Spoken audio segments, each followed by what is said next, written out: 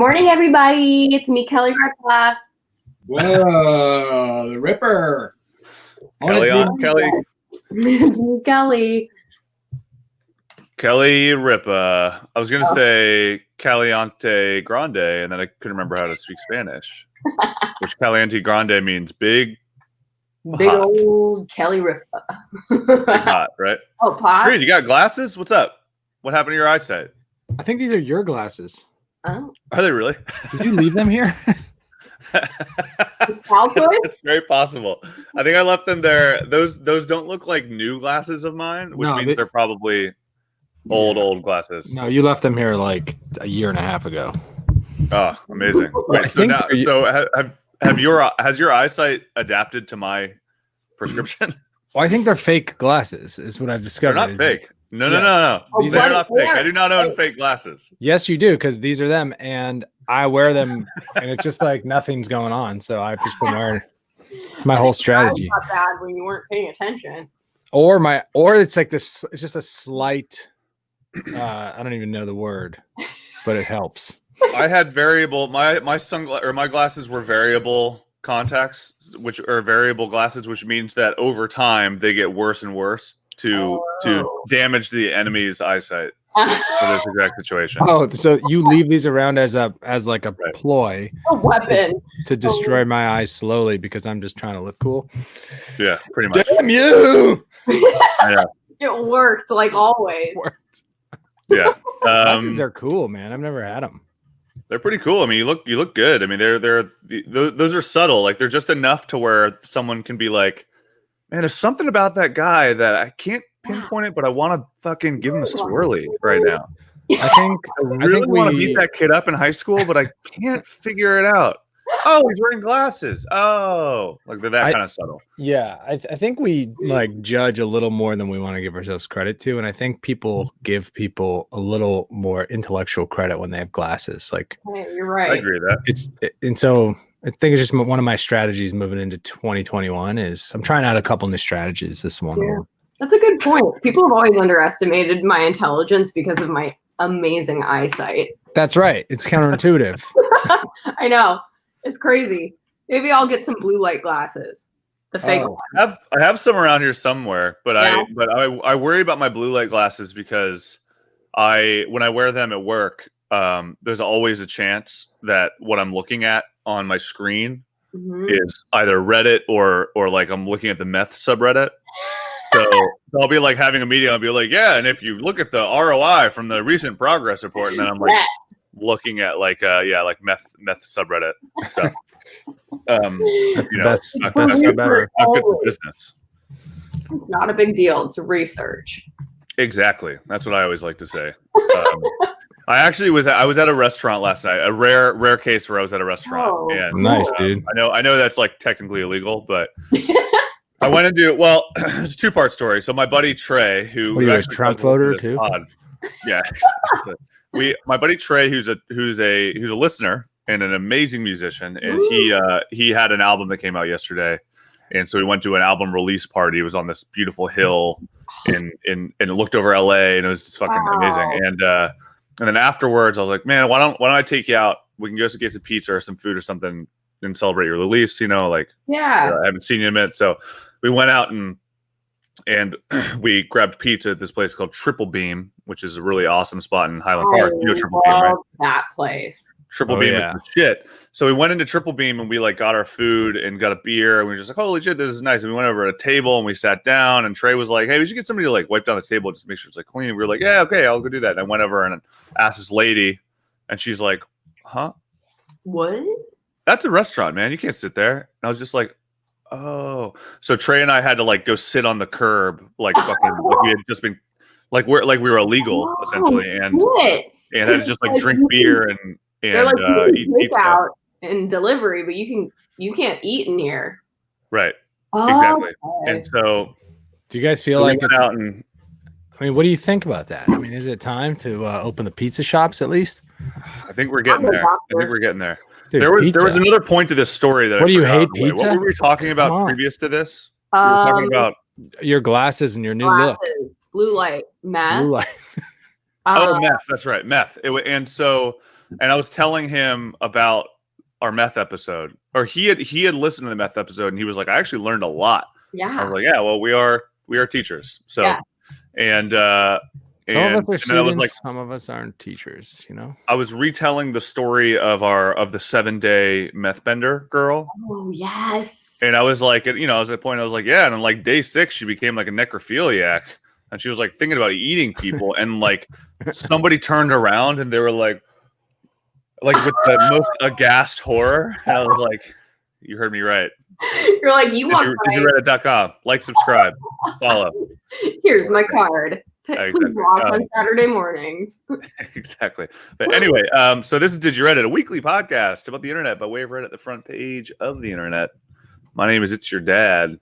Doug Bobs. My free day. It's DR Massagio. Dr. Massagio, dude. Oh, Dr. Massagio. I was like, DR Massagio. What does the D and the R stand for? You know, I was going for like a new thing. It's my thing. Love it. Thought it was hilarious. Your last name or like you're a masseuse rapper? It feels like a last name, but the creepiest last name ever. Yeah. It's disgusting. It's disgusting. Yeah. Hey, my name's Chet Massagio. So glad you came to me for your breast reduction. I'm Dr. Massagio. That's a terrible. I like the character. He's like, he's a doctor who reduces women's breast sizes, but he's really sad. He's really sad to see them go, and he spends too much time like thinking about it before he has to cut them off. Yeah, you end up like having like 8 appointments where he tries to convince you to go bigger, and you're just like, I came here for a reduction, Dr. Massagio. All right, okay, forget it. Forget it. Anybody who says forget it at the end of something, like that's one of the greatest things. I love it. Amazing. So today we're going to talk about, so this is, we've done a couple, like, I wouldn't call them heavy hitter, but we've done a couple like slam dunk episodes lately. Obviously last week was the introduction of me into the celebrity sphere of Reddit. Which was very exciting. Has anybody reached out to you personally from that? And like you mean like for like an agent? Yeah, like an agent or like, you know, groupies or, you know, just like hot chicks, anything cool like that. Kathy Hoda. Yeah, Kathy Hoda. Not yet, but you know, there's still time. And I started because I'm now like absolutely smitten by and totally addicted to karma. Yes. I'm back on my roasting train. Oh, I'm gonna start roasting the high schoolers again and try to get that number up, you know? Just remember it's COVID now. They're a little more sensitive these days. Well, hopefully that gives me more karma then. I think that works. That's cool. Love it. Gotta love it. I agree. I do agree with that. And just on, you know, like as far as like the Today Show is concerned, I'm really digging the third hour with Jenna and Hoda. I think that's actually the best hour. So. Jenna.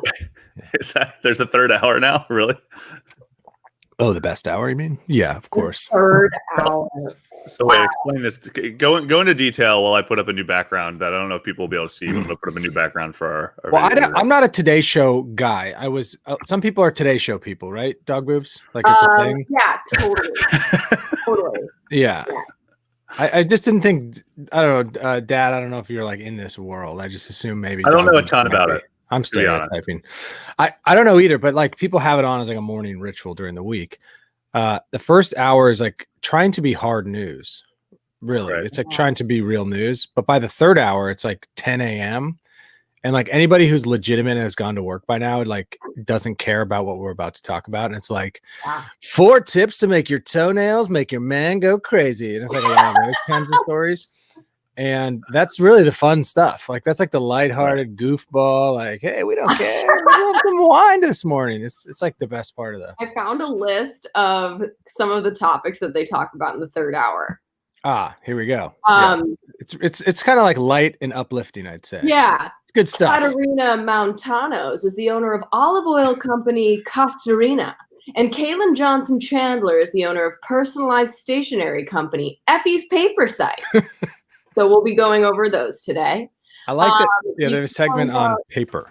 Yeah. You can find out more about Reader's Digest, nicest place in your state. And if you're curious about supplemental learning, you can learn more about how to tutor your own children. Today, on the third hour of Hoda and Jenna. Hoda and Jenna just have it. And Jenna is the granddaughter of George Bush. Jenna's the H-dub Jenna Bush? daughter of H-dub's, W. yeah, isn't it? It's just kind of bizarre to me that weird.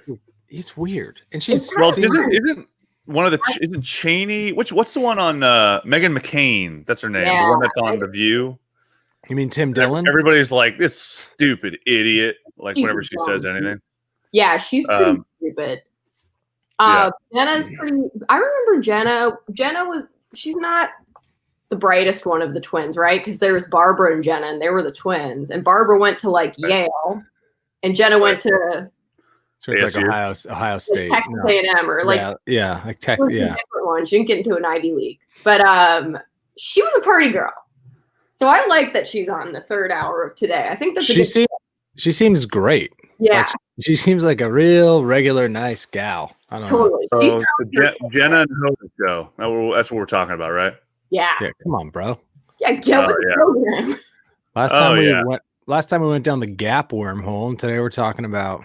Yeah. Jenna and Hoda. We're a couple of shills, dude. Who do we sell out to advertising agencies and big corporations?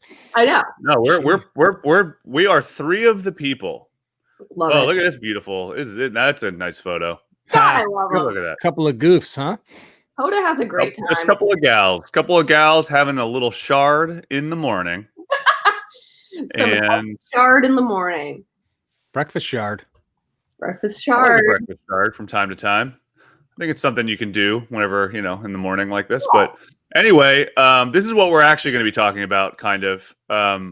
This is Lily from the AT&T commercials, who I know as soon as we decided we were going to talk about commercials I hate, which is the topic today, which is a Dog Boob original. Yes.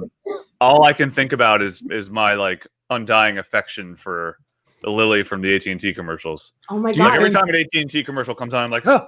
You're like, Lily. That's the girl. Are you kind of in love with her? You have like a little bit of a crush on her. She's pretty. Yeah, she's like. She's pretty, but she's not too pretty. You know what I mean? Like she's the right amount of pretty. You can play it down. I agree with that. Right. I agree with that. And I think there's probably some not safe for works coming on this, because just knowing the way the internet works. Oh, no, she doesn't do porn, but just knowing how the internet works, I know that there's a whole porn. What? Huh? Well, when I was searching her name, I was searching her actual name, which is like Milana Valianrub or something. the auto population that came up was Milana Valiarub's feet. Oh. so I'm like, I'm on to you, internet. I know what you're trying to do here. You know what she looks like? She looks like the kind of girl in a movie who is like branded very ugly, and then they take her glasses off and she's actually pretty hot. Like you're absolutely right. It's like she was pretty hot the whole time, but like she but just the glasses make you like not notice at all what she looked like, and then suddenly they're off, and you're like, whoa. That's what I'm going for these glasses. Yeah. So like one day I'm gonna probably take them off later this afternoon, and everyone's gonna be like, "You're so hot." Yeah, people will be like, "What a knockout, dear Massagio!" Knockout. Jeff Massagio, real hunk. What a hunk! Wow, that guy. We had him fingered all wrong. We've been fingering him all wrong. We've been fingering him all wrong. All right. Well, before we talk about Lily from the AT&T commercials and commercials that we don't like, let's talk a little bit about the front page. I know we didn't do a front page review last time, just because we had to get hot and heavy straight in to change my view, since there's the Big Dipper. But today I think there's probably some goods we can discuss. Yes. So this is my number one right now, submitted 9 hours ago. This is hot news. This is hot breaking news from the Conspiracy Sub. Nazi gold. How about this? I'm going to pull up my screen. Nazi gold stored in Merker's salt mine. Where did it go after 1945 once the U.S. Army discovered it? Great question. Yeah, they stole it. Oh, dude, George Soros and his Jewish conspiracy gang, they fucking got it, and that's how they took over the world. God, you've been talking. It's usually how the conspiracy sub goes, to be honest. Wait, where is that mine? So we're looking at for just the listeners out there. We're looking at a photograph of a pretty big size cave. I mean, it looks like hundreds of yards. You know what? And it's wall to wall bags. Assuming like that picture you may have seen, listeners, of like all those clay Chinese soldier statues in the past that were uncovered in the but those it looks like piles of gold covered by tarps or something. Right. So the top comment right now, SS, the gold at Merkers was discovered when the U.S. Army took Merkers in 1945 during World War II. Two French women had reported that the Kaiserota salt mine had gold stored by Germans, which was how the U.S. Army first discovered it. According to the National Archives, the mine contained gold bullion, gold Reichmark, British gold pounds, French gold franc, American gold pieces, gold and silver coins, additional foreign currency, silver bars, platinum bars, artwork, and more. So the question is, where did it all go? My crackpot guess is a story of Nazi gold and Operation Paperclip go hand in hand. Mm-hmm. Whoa, Operation Paperclip. What is that? Do you guys know what Operation Paperclip is? I sure do. That's when the United States, when the CIA, which was the British Special Secret Forces or something, when they after World War II, they smuggled all of the high-ranking Nazi officials into the United States, gave them assumed names, and then gave them jobs, and then they lived among us in America. And some they probably just died out, just out of age. But through the 50s, 60s, and 70s, you had legit like Nazi like monsters that were like your next door neighbor living as Chip Massagio, and that's Chip that's Massagio, a whole aka Dr. Goebbels. Yeah, and a lot of it was for science and sort of research purposes. Like the Nazis are the guys who started NASA, and that's kind of the reason we got to the moon in the 60s was because of those scientists. So it's like it's kind of crazy. Russia and the United States hand plucked the scientists and sort of used them to start to develop new weaponry. Is that what Operation Paperclip is? Yeah. It's like the smuggling process of like hiding them in America and under assumed names. That second comment doesn't explain where it might have gone. I love how the conspiracy sub. Part of the reason I actually like reading this is because this is like a pretty normal post. Like this is like there's nothing crazy about it. This is not like a fanciful lie. And someone goes, "Is it related to a conspiracy?" Right? And then the people are like, the link you provided seems to give a fitting, but maybe not a completely satisfying answer. During the summer of 1945, Allied currency found at Merkers and elsewhere by the Americans were returned to various countries, and the process of restituting the artworks found at Merkers and elsewhere in the former German Reich began. The gold found at Merkers was in early 1946 turned over to the Inter-Allied Reparation Agency and eventually turned over to the Tripartite Commission for the restitution of monetary gold for distribution to countries whose central bank gold has been stolen by the Nazis. The TGC began the process of getting gold returned to most countries as quickly as possible. However, Cold War factors resulted in some of the gold being restituted, or not being restituted until 1996, and then a little bit below it. So it's like it's in New York at the Federal Bank and Liberty Street, at least a portion the U.S. kept, yada yada. And then someone's like, "So no conspiracy, as is becoming increasingly common on this sub." So people are just like boring, lame. Yeah, like potentially definitive answers. Yeah, don't want it. Shit out of here. This is not what this sub's about.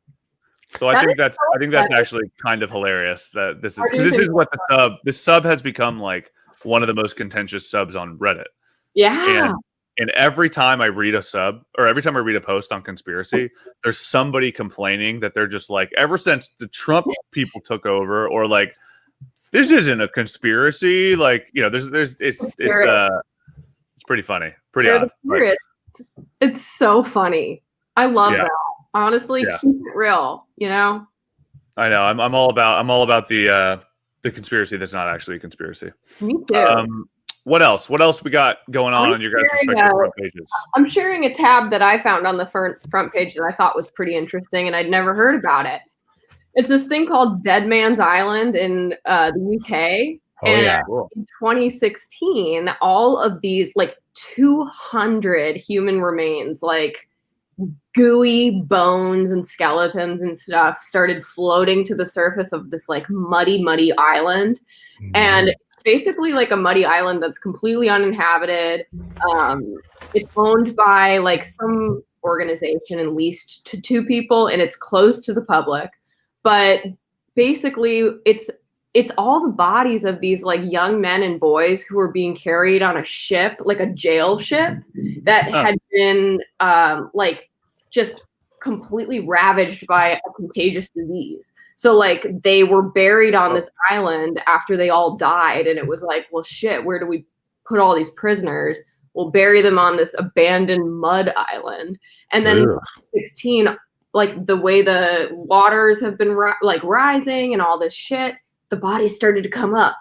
Well, right around Halloween too. Right. Like look at how nasty. Wow. So these are the corpses of men, but they're not totally I guess dissolved. Right. It looks like, you know how bog men, like bog bodies can like come up and they still have flesh on them even though they're thousands of years old. I wonder if there's something about like being encased in mud that a lot, like some of the stuff's still intact. That's how come mud baths, you know, that's why it's good for your skin, is to preserve. It's a preservative. It's like sitting in a big tub of peanut butter. Yeah, exactly. It's probably really good for you. Hey, let me ask you this. Was there a year on that? A year on when the... Yeah, did that go down in 1980s or something, or was it the 1580s? You know what I mean? Actually, because that if this all happened a couple of years ago, that's weird. Yeah, good question. No, it looks like it was back in 1791. Whoa. Oh wow. But that's even weirder in terms of like the flesh. Yeah, because the bones are still blood red and shit. I know, and it's probably cool. A lot of comments are talking about how the teeth are still like completely perfect. And someone's like, God damn it. Like I like don't brush my teeth for a week and I like go to the dentist and have 10 cavities. And these guys have been sitting in the mud for 300 years and they look great. So I don't get it. It's that high fructose corn syrup. You know what I mean? They look great. So this is apparently what these boats were. They were called prison hulks. Huh. They were just packed to the gills with prisoners, young prisoners. So no wonder they all got sick and died. They were probably gross. What a crazy thing to be like have committed some heinous crime and then someone puts you in a fucking boat and sends you to Australia. Yeah, right. And it looks like some of them are prisoners of war. So it's a lot of people that didn't even do anything bad. They were just fighting for their country and lost. Yikes. Anyway, every day. Pretty interesting. Life was harder, I think, back then. A little harder. Everyone's feet were wet all the time, dude. You know. Yeah, man. Trench foot's no fucking joke, man. Like that trench foot is pretty bad malady. It's my third biggest fear, you know, trench foot. What are the first two? What are the other two? Getting pickpocketed, number 1. Number 2, tripping and falling and losing all of my teeth. And I'll even say number 4, having one of you guys play me your new solo song on a guitar, one-on-one. Those are the things. Keep me up at night. They're all pretty valid. Hey, I didn't even know I could play an instrument. What? What's that? What if I did it and you didn't even know I could play an instrument? You wouldn't even be like a little like excited about that? Okay, I think you actually be good, and I think you could pull it off, and I would have to just enjoy it. It would make me very uncomfortable. Yeah. I think you'd be good. But if you were not so good, what do you do in that situation? Yeah. Just kick the person in the head and run, right? Like, yeah, you have to kick them in the head. Can you play an instrument, dog? No. When I was in elementary school and middle school, I tried a series of instruments. I tried the cello, the violin, the viola, I tried the trumpet, and I tried the clarinet, and I quit each one of those things after about a month because I didn't like practicing. Yeah, it's a practice sport, right? Yeah. It is a practice sport. You also chose like very hard instruments. Like learning how to play a cello is not fucking easy, dog. When you're in elementary school, you're like this big and you're trying to like. Yeah. It's like trying to learn to dunk before you know how to dribble, you know? Exactly. Anyway. Good sports reference that dog definitely got there. You know what I mean? For sure. Exactly. So here's another one that I thought was very compelling. This is a certified banger on Reddit. Ask Reddit, obviously. Ask Reddit is kind of the place. Turns out 2021 is just as bizarre and unprecedented as 2020, except all good things that keep happening. What are they? So interesting thought experiment. So this year has been fucking horrifying and unprecedented and all that shit, but it's all been pure carnage and disaster. If the same happened, but it was all good things, what are some of those good things? So the top comment, which has a pretty healthy 15,000 points, very jealous. Guy in his basement develops a cure for cancer and gives it away for free.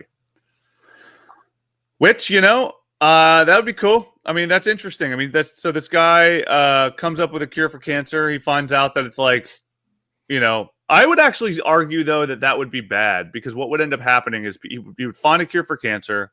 He wouldn't be able to do any clinical trials because he discovered it in his basement, right? He would get approached by all these brands and all these pharmaceutical companies that would shut him down. There'd be some crazy PR campaign that would be against him. They try to assassinate him. Yeah, for sure. Yeah, he'd be giving it away for free, but nobody would take it because they'd be like, I'm not going to put that fucking fluoride toothpaste into my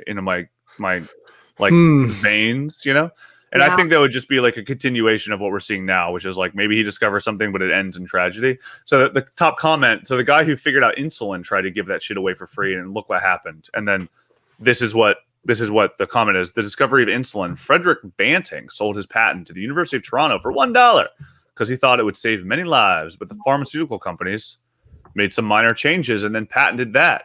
That's why they can sell it for exorbitant prices. Banting and his colleagues would be spinning in their graves today.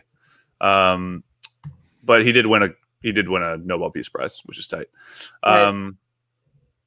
That's fun.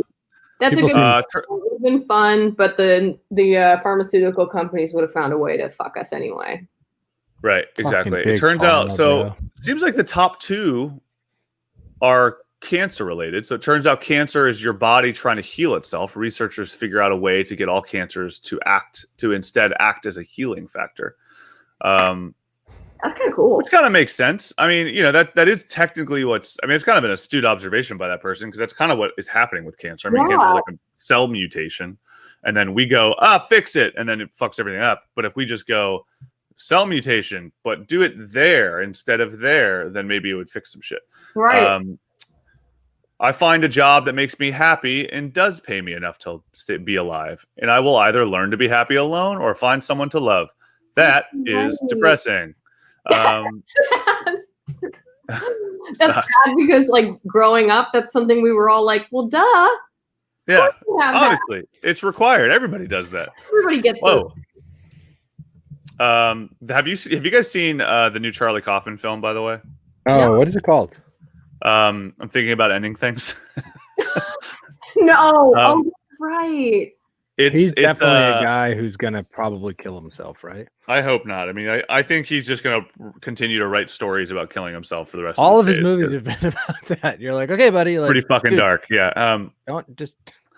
Yeah. So that comment is like almost the plot line of the film, which is it's tough.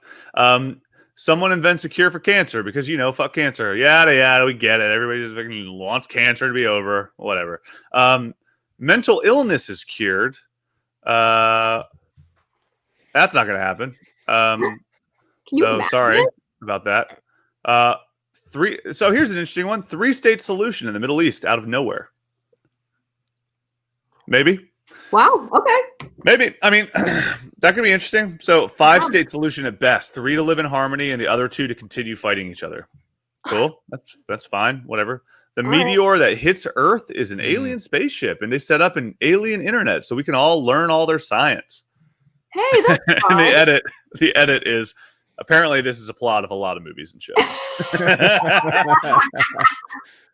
I like that. I love when people throw on the end shit on the end of something. It makes me laugh. And shit and stuff. Oh man, aliens. I mean, you know what's fucking crazy is that the Pentagon and aliens, they're all real this year too. Like everyone came out this year and said, "Yeah, we don't know what those UFOs are. They're fucking aliens. They're aliens." And everyone's like, "Whatever." Yeah, I don't know. Be quiet. We're busy dealing with some other things. We've spent since the 50s, that 60, 70 years making movies about what if aliens come, and they're fucking here, and everyone's like, whatever. Yeah. Nobody gives a shit. What's going on? Nobody gives a shit because they're like, what did one of you guys bring up the alien dogs thing last week? Oh, alien dog. Oh, alien golden retrievers. Don't get me started. Somebody brought this up to me in conversation, I think, and I was like, it blew my fucking mind. And I don't remember if it was on this pod or something else, but somebody was just like, they had kind of said it. They're like, aliens already here. Think about dogs. And I was just like, what are you talking about? And they were like, dogs. Have you ever seen a dog in the wild? Have you ever seen a Shih Tzu in the wild? Have you ever seen have you ever heard the story of like a fucking Dalmatian in the wild? Like, where do these things come from? They just exist. We have all these breeds of all these dogs that have only exclusively been domesticated for our use. Does anybody know where these fucking things came from? And I was just like, it's a good point. What? Whoa. Yeah, that is a brain tickler right there. Yeah. Holy sheesh. Can you imagine? Wow. I mean, because we know where like Trevor is not a dog that exists ever in the wild. That never happened. Right. I'm gonna grab him and just show him real quick. You know what's interesting too? Yeah, I was gonna say about Trevor, because these dogs show up, Trevor, and he's like, oh shit, I'm not gonna make it here without a dog boobs wiping my butt and feeding me. Right. And so they're smart enough to nuzzle up to people that can take care of them. Well, evidently also dogs are Trevor. Look at that man. Look at Trevor, dude. He looks a lot like that's orca not whale. A wild animal. No. This creature doesn't exist in the wild. And that's the thing is, like, we think of aliens, we want, I mean, we do the same thing with God or whatever, right? Like we go, oh yeah, aliens are scary things that can do harm and whatever. And like, I mean, maybe we're just the fucking top dogs and we are idiots and it's all disappointing. Like, maybe that's just the reality. Right. I mean, maybe the fact is that unfortunately people are the highest order. And we have to figure our own shit out. Because that's the other thing with aliens too. I think that people think about aliens and they think about them as like something that can come down and start mangling us, which like almost is like a little bit of like the adult babies mentality, where you kind of go, hell yeah, I would love somebody that can like take care of me or like fuck me up if they need to. Like takes a lot of responsibility off my shoulders, you know? Yeah. But if we're the highest order in the universe, then we go, shit. You mean we have to solve all this stuff? Oh, God. That's a lot of work. That's like, oh, my God. If this rests on our shoulders, we're truly fucked. Totally. And I think so, you know, dogs might be the aliens that have always been here. And we look at them and we go, wow, they're lovely. We love them. Oh, wait, those are the aliens? Oh, shit. That's disappointing. Right? What if we're that have been on Earth forever and then we landed here and then just like have this transplanted idea of how we evolved, but we're the ones who had like the greater technology to land on Dog Planet. Are you saying that we're the aliens, bro? Yeah, man. Whoa, dude. Guys. Look in the mirror. You're an alien. Kush, dude. What if we're the aliens? I think the aliens that are here are us from a future version of us traveling in a wormhole, coming back in time to send us a message, and that's what it's got to be, right? I mean, or it's golden retrievers. I don't know. It's one of the two. I have a theory about alternate universes. So I think that we are in, like we all remember the Berenstain situation from a few years back. So I think like there are infinite universes. We found out we were in a bad one when we found out about the Berenstains. Ooh. We were like, that was the first proof we got into a bad universe, because we should be in a Berenstein universe. So we're in a Berenstain universe, and when we heard about that a few years ago, that should have been our first hint that shit was going to go awry. And it has. Am I right? So, no, I think it's been great. I think that it splinters at weird moments, and I think Berenstain was one of them. And I think that we could have gone Berenstein or Berenstain, and we went Berenstein. And we as chose the wrong Berenstain. I don't think Trump's president in Berenstein. Who do you think would be the president in Berenstein? David Attenborough. Possible. Maybe. I think LeBron James is going to be president someday, by the way. I've decided that. Yeah? I think he's going to do it. I hate to say this, but he bugs me for some reason. Like not his skill David level. Attenborough? No, LeBron James. LeBron James. Conversation ends now. I can't have you defaming LeBron James on How do you podcast. support that guy who just shit all over your city? He comes and wins a couple of titles. He probably has a few kids, and he just takes off. Like, what's up with that? And he goes to LA. A lot of good deeds. Lives in Brentwood. He's got 2 houses in Brentwood. I mean, what? Dude, come on. You are clowning, and I can't stand it. Hey, Boom King, the Boom King. This is the first time I caught you guys live. Just saying some love for Maryland. Sending love back to Maryland. Hey, Boom King. Hope you and yours are well. Ah, the Boom King. Happy holidays to you and yours. Holiday being Halloween, because we're not quite to the regular holiday yet. Right. Thanks for listening and tuning in. I love it. Love it too. Anyway, so here's another one that I thought was really good so this is the first couple were like cancer, yada yada, like aliens and that. Like seems like everybody wants aliens now, so we're gonna will them into existence. But this one goes month by month. So January, vaccine comes. It's free and has no side effects. I think that's actually possible. I've got a feeling in my bones right now well, other than sciatica, my back has been really hurting lately. So other than that, the feeling in my bones is that we've been going like this on the whole fucking corona trajectory, and we're like on the down right now. Yeah. We're like, it's starting to fucking go. Okay. So got a feeling in my guts. So vaccine comes, it's free and has no side effects. Love February. It. Movies that were supposed to be released in 2020 all come out, and the theaters are full of masterpieces. Great. It could be the greatest year for film next year. Yeah. March, up-and-coming artists and authors have spent the lockdown sitting down to write and create. We're starting to see the results of that. Oh, that's very optimistic. I like that. Yep. April, Lou Bega releases Mambo No. 6. and it's all that people can think about this month. Louis Bega. May, turns out climate change was a hoax. The climate just had a rough century and has learned to chill out more. That'd be fucking nice. Usually great. And now everything's going to get super duper cold? Maybe. An alien escapes Area 51. Turns out he's a nice dude and guests all the late night shows. All the inevitable Joe Rogan appearances. They both do DMT and learn so much about each other. I love it. That'd be tight. July. That would be cool. No one knows why or how it happened, but suddenly money just isn't an issue anymore. Wow. This is a utopia. This is doing wonders for my mental health just reading this. I know. I love that no one knows why or how it happened, but money just isn't an issue anymore. August. The whole alien thing from June has started to affect how we view each other on the planet. We're seeing a drastic and long-lasting decline in terrorism and crime. After 2 months? After only 2 months. September, God blessed us all. Like what we've done with the Boom King today, we've blessed you. October through November, finally some normal and mundane events. So you get a parking ticket. You get called to jury duty. You get a letter in the mail that says your DMV, registration's coming to a close, and you got to go back to the DMV. So you take a day off of work, and then you use a vacation day, and then, you get sick, and people go, oh, is it the coronavirus? I got the vaccine. So it's like, oh, I must have the cold. Yeah. So you watch Friends, right? That kind of stuff. And then December, Home Alone remake with the original cast. All I Want for Christmas is Eradicated. Oh, oof.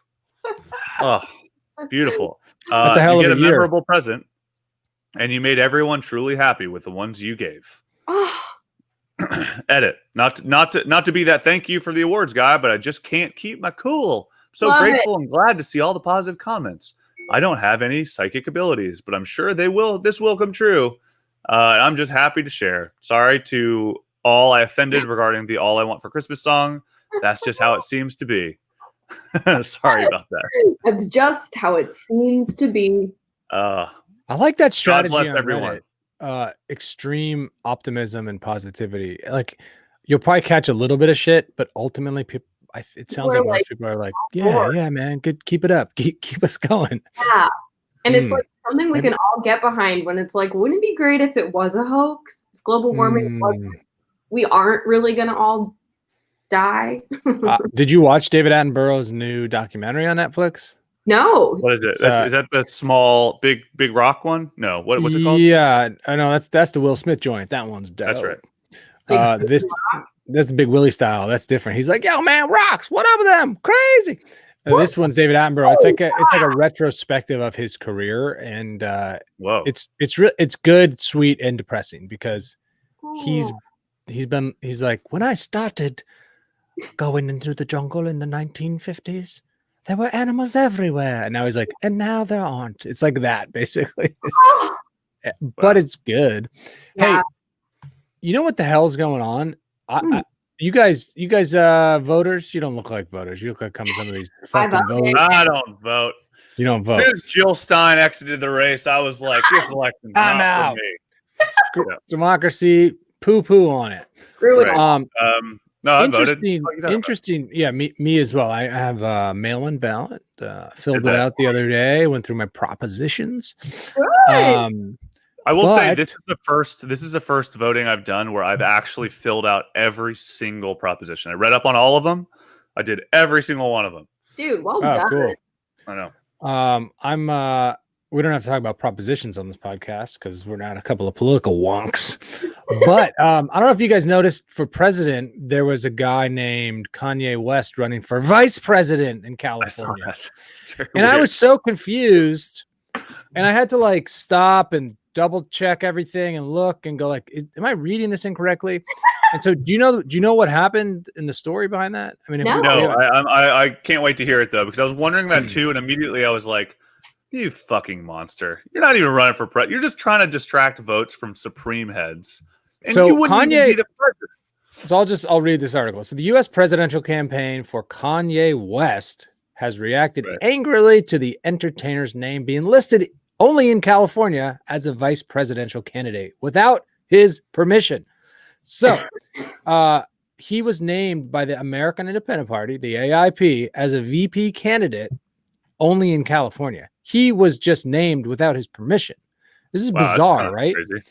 And so that's bizarre. On the top of the ticket, they put this guy who's a businessman named Rocky De La Fuente. If you look him up, he just looks like a straight up mobster. Rocky De La Fuente. Cool. And so he did not know, according to him, that Kanye was going to be his running partner. And they didn't tell Kanye that he was going to be Rocky De La Fuente's partner. And so everyone in California is filling in their ballots going, I don't understand this. Look at this fucking mook, dude. Look at this guy. This guy. Ew. This guy, dude. Oh, dude, this guy definitely rubs grease on his nips. You know what I mean? Oh my God. Look at that. Oh, look at the De La Fuente family. My Rocky God. De La Fuente. That guy grabs taints. That is, if that's not Chet, I don't know who is. Look at that. I mean, like a handsome family. I like the brother on the right. He definitely lifts. That is alternate universe Don Jr. and Eric. Wow. You are absolutely right. That is a crazy looking family, to be honest. Yeah. Which one's the mom? I can't tell. Is it the one on the bottom left there? Wow, that is, you just got yourself a new girlfriend with that kind of compliment. Which one's the mom? I can't even tell. Is that your sister? All sisters? Notice the fat kid's one finger on the mom's shoulder. It's a little it looks like he's signaling something. This is if you want more wonderful podcast audio content like this, where we just talk about photos we find online. We'll post this photo on our subreddit. Yeah, so then Kanye De La Fuente family. Yeah, I mean, I'm now, I went into this conversation about 30 seconds ago hating the De La Fuentes. No, I love them. They're great. They look great. So in a statement, West's campaign, which is funny because he has one, says that when the AIP listed him on it, it was deceitful, and he insisted that he's still a president for his party, which is called the Birthday Party, which is fucking awesome, by the way. I love that. Wait, that's the name of his. He's running under the party, the Birthday Party. It fucking rules. Oh, God damn it! And I was sort of annoyed. I was like, man, that's a hell of a joke, and pretty funny. Kind of starting to like him. Man, and that so sucks. That's great. So he says, I'm campaigning to be the next president of our great country, not the president or not the vice president, and so he's asking Californians to vote for him for president in the write-in ballot. That's what's happening in California. Isn't that crazy how any of that happened? That's real shit. What a shit show. What a shit show, right? Sense. Jesus Christ. So I wrote in and voted for him, and I wish him the best. Hey, wish him all the best. I mean, I don't know. Who do I have to get a hold of to get my ballot back so I can vote for the whole? I'm trying to vote for the whole De La Fuente family. Yeah, I think you have to email Gavin Newsom. Email, I just email gavin.newsom@gmail.com. At ca.gov. gmail.ca.gov. What seemed to happen, I think it's actually interesting that the Independent Party, the AIP, sort of just seized on Kanye West's popularity and used his name as a vice president to basically strum up. It was like a marketing ploy to get people to like, what, huh? And it seems like a suable offense, right? I would think, but he wasn't otherwise on the ballot as president in California, which means I guess he didn't like qualify or something. I don't know how it works, but really weird. I don't know. It was really weird to me. And I haven't heard many people talk about it, but it doesn't seem like a good look for California. No, it doesn't. Well, hopefully it doesn't fucking matter. And I don't think it's my guy, our great grandfather Joe Biden. At this point, he's no longer Grandpa Joe. He's like fourth generation American Grandpa Joe. But hopefully we don't have to fucking worry about it. This goddamn nightmare can end. That's all I want. That's all I'll say. That's all I'll say. And if for some reason maybe there's a chance somebody else gets voted in. Maybe it is the Rocky Fuente ticket that I've always wanted. Yeah. But I just want this goddamn nightmare to end. Yeah. So I think we got to put an age cap on running for politics. 65. You retire at 65. Yeah. Why? I don't know why anybody should be doing anything over 65 other than gardening or raising bees, dude. Just fucking get to the sick of the bees, and that's it. Imagine. I'm all about that. I totally agree. 65 is when we all want to stop working after a lifetime of working. 20 years after, 15 years after that, these people are trying to be the leader of the United States. Yeah, take the most stressful job that exists. Like, that's what I don't understand. It's like you're not just taking a job, you're taking the most stressful job in the world. Right. Go sit on an Adirondack chair, looking out on a lake with your grandkid on your fucking knee. Like, yeah, and put an orange peel in your teeth and scare your grandkids. Go like, ooh, like that's the move, and that's it. Right. And then you die. It's just crazy. Crazy shit. All what the boomers are doing. So anyway, my newest rant about that is everyone's been complaining pretty much more than ever. I think historically this year, publicly, and we all have these platforms to do it on. But I think it's time we got to like stop with the complaining and we got to sort of organize and be like, fuck the Democrats, fuck the Republicans. Anybody under this age is just going to sort of gather together and we're going to like do something new. We can. There's no rule why we can't. So I think it's time to stop the bitching and start to do it. What do you think about that platform? You have done a very strange thing, Friday, as our right-leaning correspondent. Actually, let me rephrase I don't think that. I am. As our hard right-wing correspondent, you have gone from being a hard right-wing to being a like Marxist organizer somehow. Yes. You know, Sure. you know, I And am. only 160 episodes. God, I love it. I've always been I it, dude. I've been lurking back here. I was just playing it cool. You never saw it coming. Boom, you dead. So the Boom King, by the way, this is not a Boom King. This is not Boom King. This is the lone Boom King. Yeah. Said the point you guys made a couple weeks ago that we basically disregard all old people once they hit 65. So why don't we just put them in the highest position in the country? Blew my mind. Yeah. Goddamn right it did. That is. I appreciate you getting anything out of our podcast because I can't believe people learn anything from us, but people do. It is, but that's true. That is true. If you come away with anything from this podcast, it's hate old people and kill them at any cost, and also watch out for figs. They're super dangerous. Those two pieces of information. Yeah. You know. Also, can get a discount on Angels in the Outfield with the discount. It's don't sleep on that movie. It's a tearjerker. Right. It really is. 3 things you should learn is political dissent against old people, figs are dangerous, and Angels in the Outfield was pretty good. Yep. I actually read a statistic that figs killed more people than coronavirus in 2019. Did you know that? Yeah. That's not a real thing. That's not fucking true. Well, here's the thing. There's no way to say for sure because the numbers on fig slippings are so underreported, which is why I'm taking that up as my mantle in 21 to take the stigma away from people who fall on figs. You know, fig safety. Listen, all I'm going to say to that, and then we got to move on to commercials I hate. Cui bono. Cui bono. Follow the money. Follow the money. The fig industry is corrupting America. Big fig. Hey, Big fig. I think dog boobs fig needs to be an acronym. I haven't figured out what a good one is yet, but if I feel like you could. You gotta think of one. Big I fig. love fig. We gotta watch out.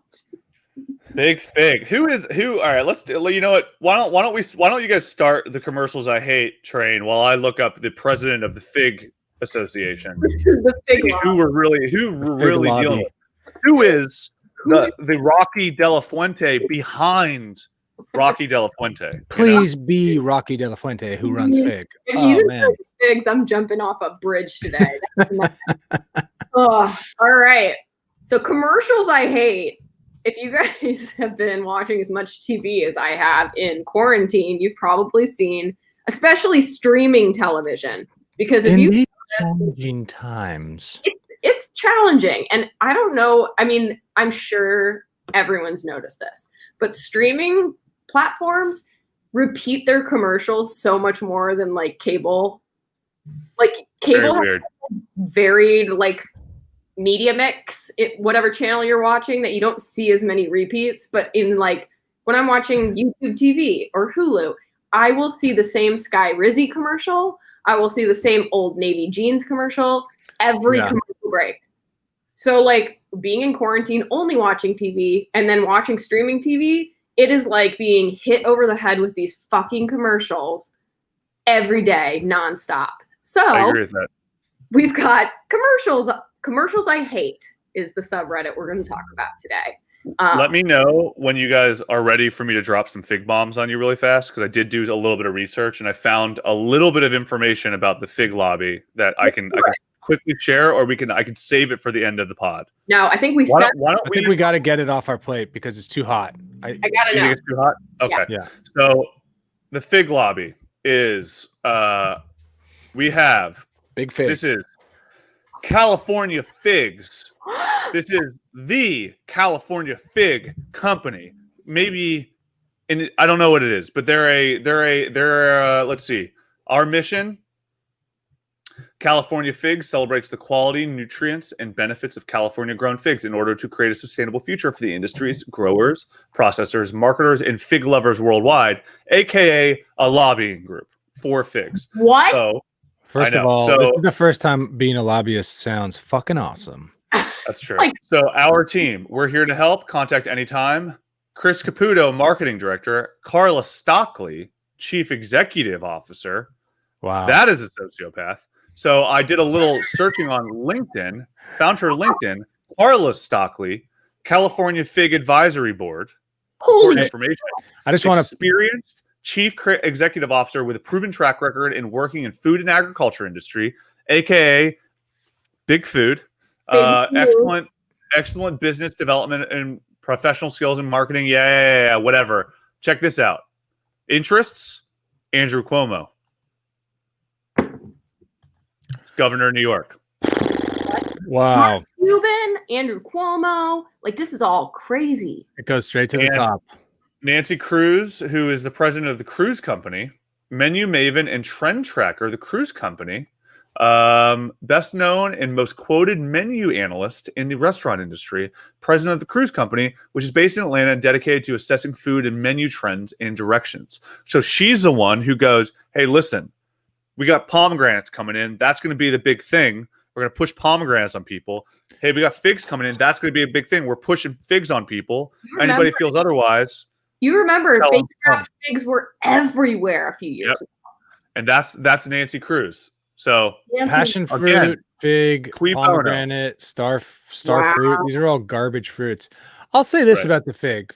I think the fruit tastes, it's not terrible. It's okay. But the plants look really nice. The plants I think are pretty and they grow fast. And so if you want like a nice looking plant that sort of creates a little bit of shade, I think it's a nice option to go with. But I can't believe they've gotten to you, man. They've gotten to me. Oh, dude. You have no idea. Wow. They fingered my fig a long time ago. If you know. They fingered my fig a while back. Hate to hear it. All right. Anyway, back to commercials I hate. I hate to pause one more time, but as a one quick last thing about figs, you guys have to watch a video called The Celery Incident. Whoa. It's a sketch that was on Portlandia, and it's kind of it basically is about big celery and like big bacon and big kale and shit. It's hilarious. Steve Buscemi plays the celery guy who's trying to make celery cool, and people won't even put it in their Bloody Marys anymore. And he's like, trying so hard to like put celery back on the market. And then Fred Armisen plays like big. What does he play? Big Brussels sprouts. He's like, yeah, I just got off the phone with American Airlines, and we got big Brussels sprouts on the menu as a dessert. And he's like, so well. Yeah, check it out. Because I think that's how it goes behind the scenes. This is exactly what's going on here. See, that's Nancy Cruz at work. Mm-hmm. Exactly. I think you're right, actually. That is how they do things. I mean, yeah. Anyway. We have an excess of figs. We're growing too many figs. We gotta get these figs going in the market. Hey, American Airlines, we want you to put figs instead. We want you to replace ham sandwiches with a fig salad. Yeah. Or there's like a mousy coworker of hers who's like in charge of apricots, and she's just like killing the scene with these figs because they go so well with bacon right now, and bacon's huge. It's tough. That was the rub with bacon, right? Like bacon was foisted upon us by the industry. You can put bacon or prosciutto on it. It's gonna be a big fruit. Ugh, man. I know. Scary stuff, guys. Fucking big fig, dude. Watch out for Big Fig and Rocky de la Fuente this year, 2021. All right. Anyway, back to commercials I hate. Commercials I hate. So right. You guys are set up about how we've been watching way too many, commercials, and they're all the same. Hey, let me ask you. Yeah. Oh, yeah. You guys watch the commercials, or are you muters? I used to just listen, but there are a couple now that I have to turn the volume down. Wow. Yeah. It's gotten to that. I'm a pay for premium guy. I try to avoid them at all costs. That's a good point. I mean, I might get there, honestly, with the amount of TV I'm watching. There's this two commercials right now that I'm at the mute stage with, and they're both on Investigation Discovery. And one of them is a promo for the show Gold Rush. And it's like got this horrible, sorry, rock and roll, grungy lady singing this song like, it's hollow ground. And I just can't hear it anymore. So I will turn that one down to 0. And then there's another one on that channel where it's about Andrea Yates, and it's about a show that's going to be about Andrea Yates. And they're like, Andrea Yates? What is an Andrea Yates? Oh, yeah. Sorry, I assume everybody knows about all these psychopaths. Andrea Yates is the mother in the 90s who went and drowned every one of her children. Oh, cool. She thought God told her to. She was like, she was nuts. And like, is she dead? Did we kill her? I don't know. They found like, they basically were like, she actually is like mentally like fucking crazy. So like she might be in prison for life because she was legit like mentally handicapped or something. It was like postpartum psychosis. But in this commercial, they're talking about this preacher that she was friends with that might have influenced her extreme beliefs that like her kids were possessed by the devil. And they show this clip by the way, every parent has that thought about 4 times a day. But they just don't kill their kids, you know? Right. Like, I swear to God, my kids are possessed by the devil. These fucking assholes. You just don't kill them. You just don't kill them. Don't do that. So this guy's like, it shows a clip of this guy. His name is Warrenecki, because that's his last name. His Michael Warrenecki, and he's a missionary, and he wears this like fucking devil mask on the side of like Hollywood Boulevard, and he like screams at people like, "We're going to hell!" Oh yeah, that guy. Every time that commercial's on, I hear him go, "We're going to hell!" So I have to do that. That's tough. So your issue with the commercials is mostly like these so I guess this is the thing that I've noticed from exploring the sub a little bit. Is this sub, like most subs on Reddit, which is what I love about I mean, this is why we love doing this pod and love this whole fucking community in general, is it starts as a like, oh, I hate that commercial. And it becomes a really interesting symbol of our current way in which we are reacting to an attempt at marketing through brands. Like, this is what I've noticed about this, because it started like there are a lot of commercials on here that people are just like, you know what, I hate this commercial. But when I was looking at the top of all time, I was noticing that it was almost entirely about the COVID commercial, like super commercials right when COVID started, and every fucking brand was like, hey, we care. We care about you. We care about the first responders. And everybody was like, no, you fucking don't. Yeah. And so there was this really interesting thing where there was like such a dramatic distrust of marketing at that moment, where I think usually because like things are fine, we kind of go, yeah, sure, whatever. Just if you want to sell me your product, whatever.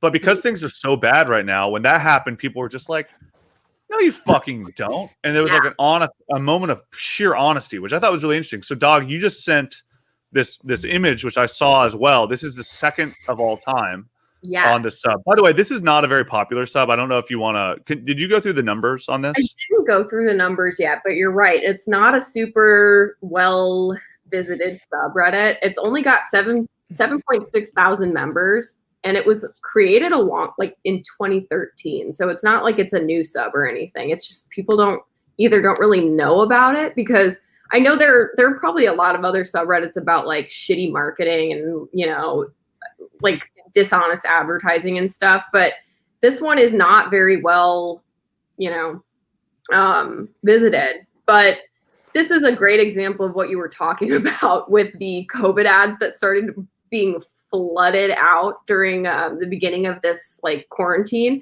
They basically created like this chart of like, okay, brands, like basically you just pick one of these from each color, because every single commercial sounded the same. So it's like which one's it going to be? The communities we serve in these uncertain times. Right. Our top priority is America. But while we are at home, so it's like every single one is exactly the same. I actually want to get a tattoo that just says #uncertain times. Oh, I love that. It's a good catchphrase from all this. You know what's fucking annoying? Yeah, and this is so right on, because every time I hear this in an ad now, it's like it's very apparent. It's almost just like the precursor to saying like, I don't molest kids. I'm not a racist, but also buy my soap. Thoughtless. It's just thoughtless. Yeah, it's very thoughtless. And I'm actually think a lot of people are using COVID. A lot of businesses are using COVID to kind of like phone it in a little bit. Mhm. I agree with Like there's a lot of, I mean, now when you call like a bank or a service where you're going to be put on hold, Yeah. they're leaning super hard into the COVID of it all. They were putting you on hold before, but now they have this great excuse to put you on hold. Yeah. And they're like, They're milking because it. of the COVID, we're gonna never get to your call and Yep. go fuck yourself. And then like Right. that's to me happening all. And so I think a lot of people actually like a lot of people love Donald Trump being in power because it's good for ratings, et cetera, and they're making money. Right. Like I think a lot of businesses are loving the excuse for COVID to Yeah. fucking not do their goddamn job. Yeah. Like- I think you're right. And it's I don't know. I It's think crazy. people are getting lazy and using it as an excuse. Mhm. Come on, man. That were like particularly gross are like the Kaiser commercials or the Blue Shield commercials during this time, because healthcare is just like the sleaziest industry. Like Totally. they'll look for any reason not to pay for your health care. So it's like this whole together we'll get through this. It's like fuck off. Yeah, and I also think that there's just a like the insincerity is a huge part of it. But then as a marketer, because I think we all work in, like Dog and I have worked in the marketing industry in some capacity for a very long time. And Freed, I think you work adjacent to the marketing industry. I think anybody in the creative industry, I dabble. Yeah. Well, anybody in the creative industry, whether you are a writer or an art director or a designer, whatever, like that is actually how you make your money, right? So any young listeners that were listening right now, I'm sure your parents, if you're like, I want to be an artist someday, and your parents are like, you're never going to graphic design school, you will not make a living. No, you can make a great living doing that shit, but you're not going to be doing it as like a poster designer for fucking rock bands. You're going to be doing it as an ad person. That's what we all have done. And so, but you could spin that off in your free time into something else. Like for sure. Yeah. You can be I'm not going to be a star killer. You can be, or a dream killer. You could be a designer, a professional designer. But what I'm saying is like money typically comes from brands in this regard. And the reason I bring that up is because the problem I have with that format, and I fucking hate advertising. I do not advocate for advertising, but like, that's just fucking lazy, man. Like there's like the point is that you're supposed to send a message on behalf of the brand that makes people go, that brand, they're cool, right? Like that's like, Old Spice is like, hey, we want to attract like young kids who like want to smell like figs, right? So we're going to make commercials that make people go, oh, that's funny, and then creates memedoms around them. Mm-hmm. And that is good advertising. Like with all the COVID ads, like with the way they're doing it, like that is not helpful. It's a pointless message. It's like the way we view politicians. Like if every politician says, hey, we got your back, hey, we care about you, and then people are like not doing that, then it makes every message invalid. Right? Yeah, you're right. It's like flooding the market with like, it just becomes insincere after totally everybody. And you're and right. Do you guys, bullshit. I mean, because I'll say in the last, I don't know, 10 or so-ish years, like the marketing world has gotten very emotional, empathetic, and sensitive. Like it's all about connecting in a sensitive way to the audience. Right. Like, and that's, based on trend reports, etc. You guys probably like read that shit all day. Right. But it feels like, yes, what you just said, like we've all now been exposed to it for 10 or so years. This is kind of peak of it all. I think I notice it and I'm like, this is bullshit, but I say that about everything. But do you think we're at a point now where, the general public sees it wall to wall and the industry is going to move to the next thing now? Like, are we at that point? Well, my personal opinion would be that I think that people like if I had to suggest the resonant theme throughout this subreddit in particular, and I do think the subreddit, despite the fact that it's mostly people just being like, I don't like this ad, like it is actually pretty insightful about the reason why people don't like this ad, and the general theme is, you think I'm dumb, don't you? Right? Thing, that's like the thing that I think people are seeing. It's like every single one of these, you're just like, how dumb do you think I am, brand? And that I think is really interesting, because I don't know anybody, and this has always been my issue with commercials. Like even though I work in this industry, I have never liked commercials. I think commercials are a waste of money. I think it's a waste of ad dollars. They are extremely expensive. They're extremely expensive to run. Like the media itself is very expensive. So if you're going to be spending that kind of money, make a goddamn documentary about fucking like saving the birds and be like sponsored by Pepsi or sponsored by fucking Costco, you know? And people are going to be like, yeah, they made just a documentary about preservation. Yeah, hell yeah, I'll buy that brand, you know.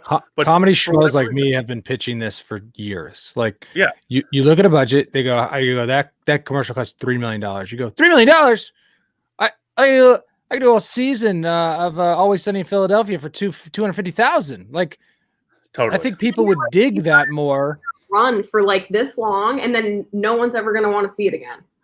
Yeah, and it's just it's an industry that for some reason, you know, I have a lot of theories about how and why this has happened. I think that a little bit of it is the measurement tools we use, and I think a lot of the people that are at the companies are in like, you know, marketing school professions, so they've learned to measure ROI in very antiquated quantitative measuring tactics. Sure. So you end up getting these things where you go like, oh, like 60% of people saw it. And, you know, based on our numbers, like 10% of that retain the information. And based on those numbers, 5% are going to turn it into transactions. So like, bada boom, like it's worth it. Doesn't matter if it's bad. It's just people seeing it. Right. And you think those numbers are sort of, because without those numbers, the industry wouldn't keep paying for it, which keeps everybody employed. So like one foot washes the other.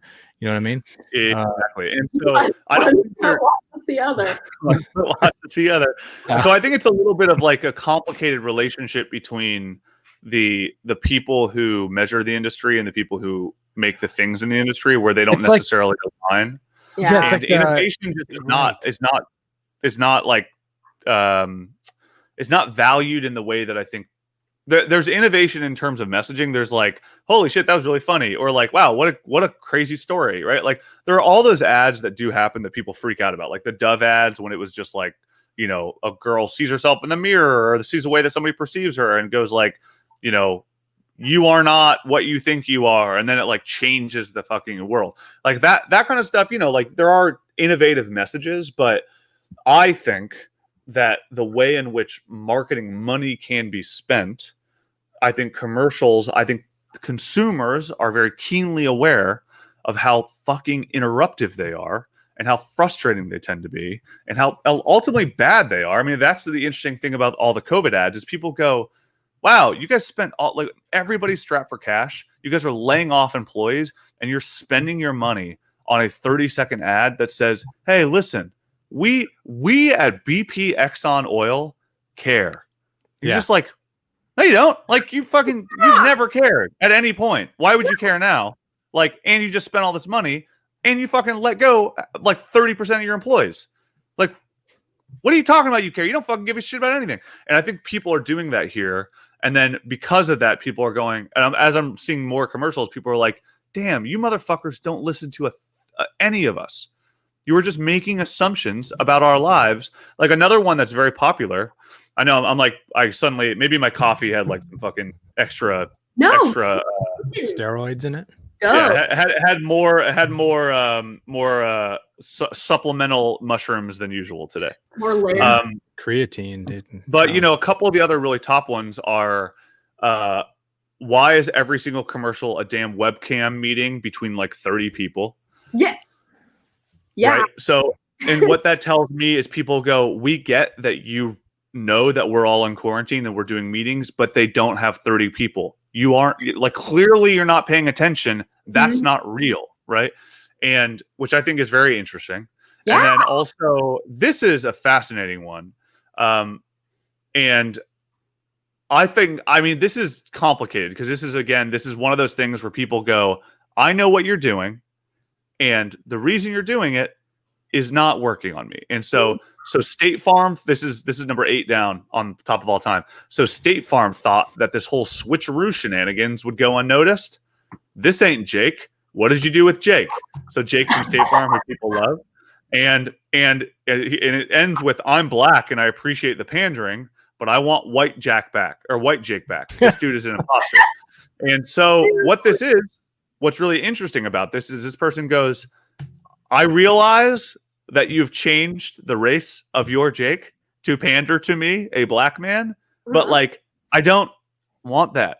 Yeah. I understand what you're doing and I don't want that. Yeah. It would be more like, that's the thing. It's like, I feel like it's a fine line for brands that like, we all know they're pandering to us, but like if you show it, if I see it, it feels icky. So you better hide it well.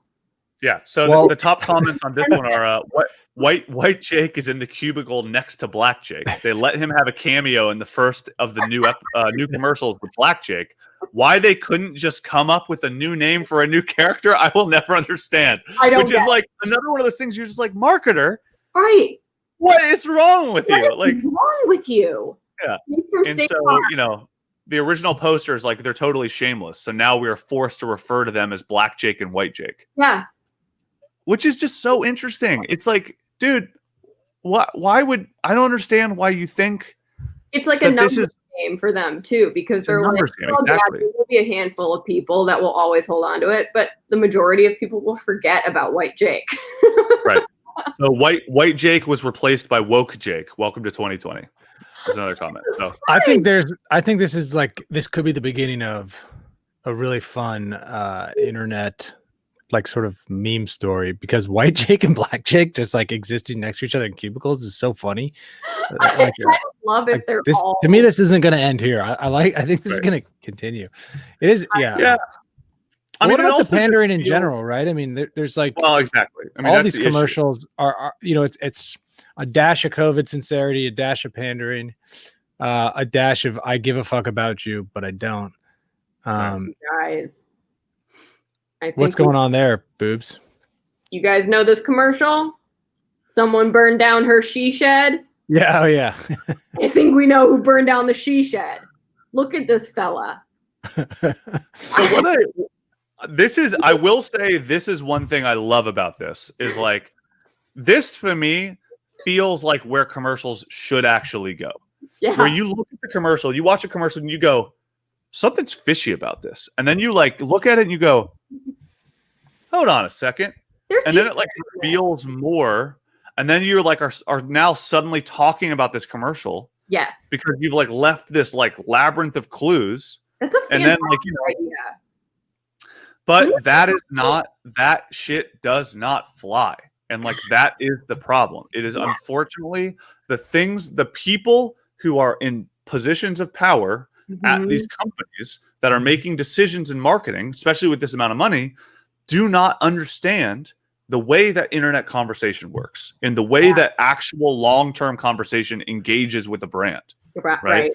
That's a fucking problem. Right. Ask your opinion on, because it feels like, let's just say, like putting $2 million into one commercial, and maybe that means like you get like 3 commercials, but it's all under the same umbrella. Like that doesn't feel. It feels like a huge risk for them versus putting the same amount of money into trying out some weirder off the grid stuff and seeing how it sticks or doesn't. That and like the production of everything is, you can do it for so cheap now. Like, are people doing more sort of like, let's try this, see if it works. Let's try this, like incremental steps to seeing what works, to sort of put the CFO at brand at mind at ease. Are people going for those kinds of strategies? Well, kind of, but not really, man. I mean, I feel like it really depends on the brand, and it really depends on like a lot of brands are built on short-term product cycle models. Yeah. So like sales overnight, affinity over time. So it's like you want to do fun things that are going to make people like the brand over time, but it takes time to show that. And like the people whose jobs are on the line are like, I need to show like sales, like the day after this airs. So they get like antsy and like nervous about trying something unique. Yeah, I guess everyone's a little bit scared. Yeah, and I think there's a lot of reasons why this stuff happens, of course, but like I think like most things, I think that the ad industry has been dealing with a little bit of like a reckoning for a while. It's kind of been in the air forever. Like people are constantly talking about it. And it is always changing, but I think it's changing for the wrong reasons. I mean, this has been one of my theories during the quarantine is like some companies are going, holy shit, our model doesn't work right now. We need to rethink our model, right? But other companies are going, holy shit, our model doesn't work right now. We need to double production to make our model work again, right? Yeah. And I think they're two different schools of thought. One of them is obviously worse because it just burns people out and we kind of get into this weird churn.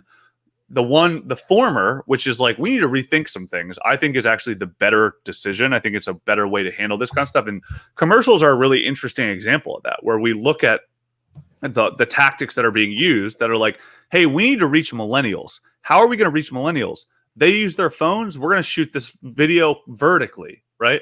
Yeah. And then everybody goes, we see what you're doing. Like, we understand why you're doing this. Hello, fellow kids. Yeah, it's hello, fellow kids. And like, and there are a lot of examples of the brand hate, right? And I mean, there's a range of things that I think are interesting on this sub again, because I like the one about Black Jake and White Jake is really interesting. Yeah, because you look at that and you go, oh wow, so you're clearly like, it almost feels like it's a mark in a timeline of our collective experience in 2020 or as people, where we go, oh shit, so we see what you did there. You recast as a gesture to Black audiences in a way to say, hey, we're a part of you. But because it's so fucking ugly and transparent, it has this insincere effect on the brand, right? And you can see that happening. Like, I guarantee if we went through another like Me Too movement, right, we'd see a female Jake, like, given that State Farm does this, right? So that I think is one thing. I think the other thing about this sub is it's very like, oh, I hate that commercial. It's not funny, which I would argue is like, that's not interesting. That's also like not really the point, right? Yeah.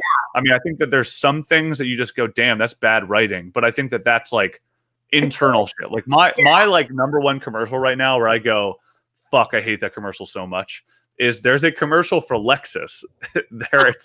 Have you guys seen the It's Raining Bananas commercial? No. Oh, Jesus Christ. This fucking commercial, dude. So I'm just going to show you so this is actually an interesting exercise in like marketing, right? So we're watching this commercial.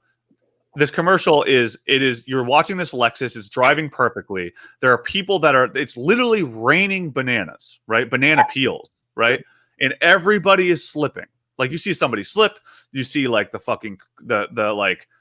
a bicyclist who slips, and then the Lexus is just like fucking cruising, right? Like, what do you think the point of that commercial is? I mean, to me, it's like an engineering stability kind of a point, right? Yeah, right. The point of that commercial, to me, I'm watching the whole commercial and I go, oh, this is actually pretty clever. This is saying that like the way this car handles is actually better than how other cars handle, right? It just is smoother. It's going to keep you safer. Like, there's a claim. Yeah, you're in the snow. This car's going to be better. Whatever. This woman gets in the car, and she like looks around her people and she goes, holy, like, wow, this rain is bananas. And then you're like, that was a punchline? You built this whole goddamn thing up for a punchline that had nothing to do with the traction of the car? Like, what were you guys thinking? Like, I'm just like, I look at it and I just go, oh my Christ. Like, who wrote this fucking bullshit ad, dude? This is insane. Because not only is it a stupid joke, right?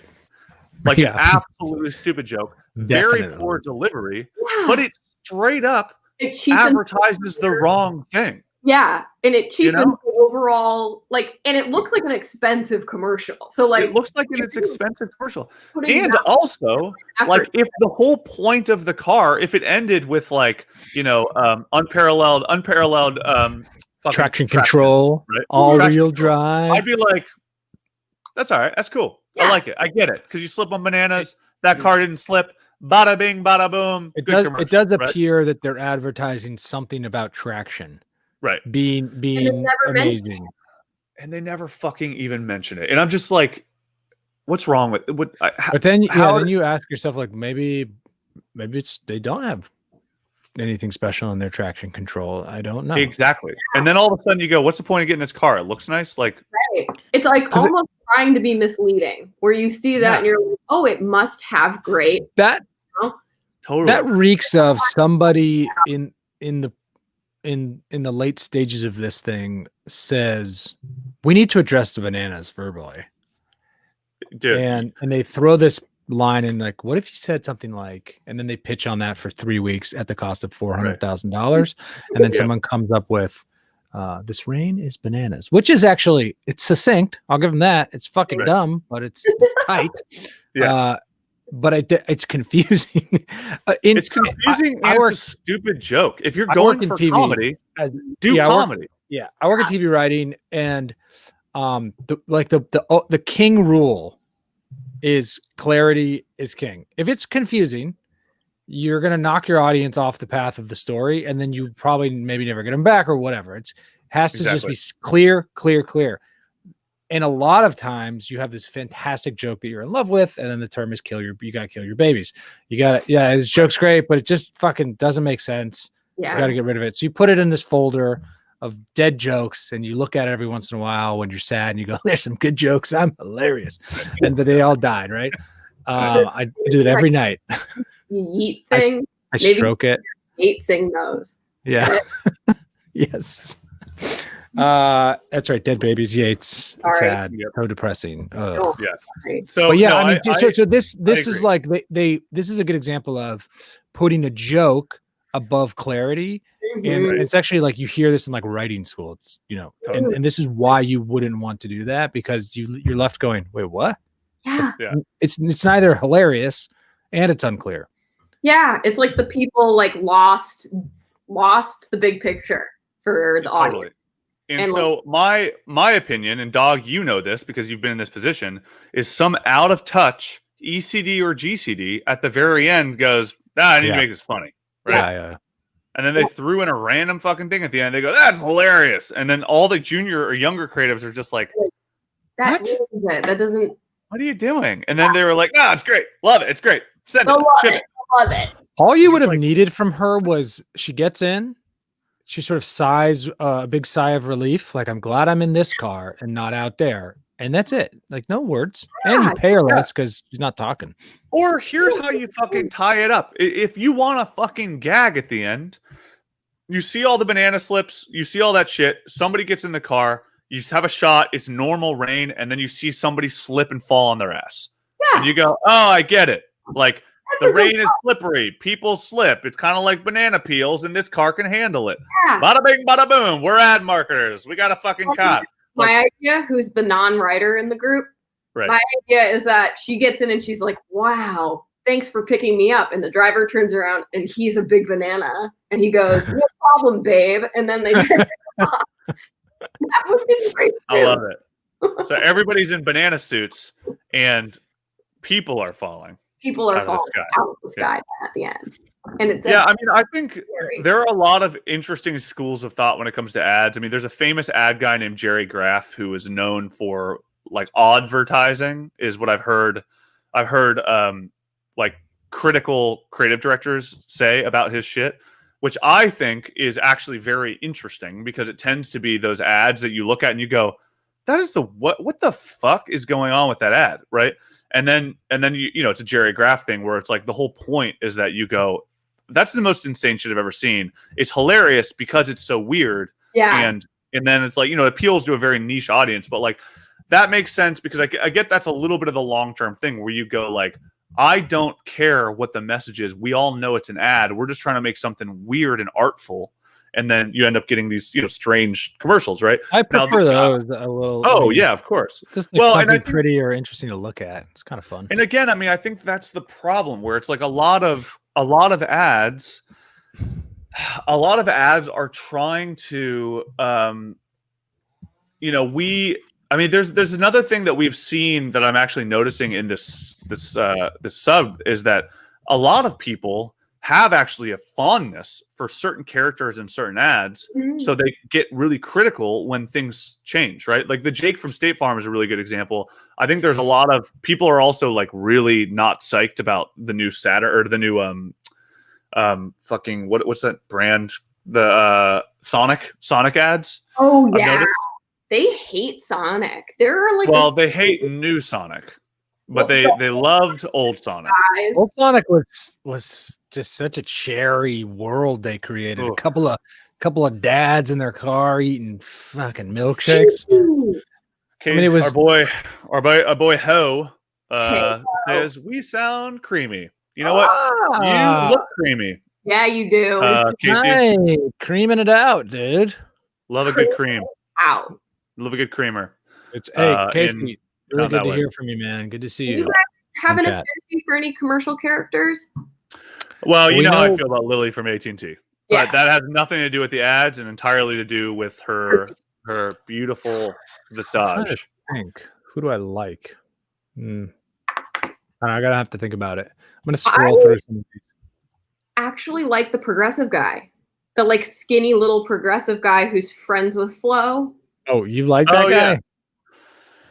So what I Yeah. will say about those ads is a lot of people do not like Flo. I disagree because I think Flo is a weird person, and I think that's actually what makes her kind of interesting. Is she's not like Flo is not a traditionally good-looking person. She's like her whole thing is weirdness, and I think what's been interesting about that whole world that they've created is like they have like created they've created like a world, right?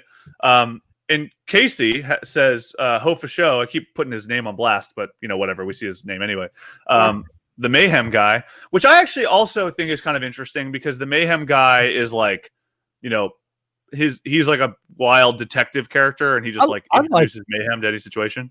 Yeah, Those are pretty good commercials. I think they're fun. He's funny. He makes me. He was in 30 Rock as Liz Lemon's shitty boyfriend, so he always makes me laugh from that too.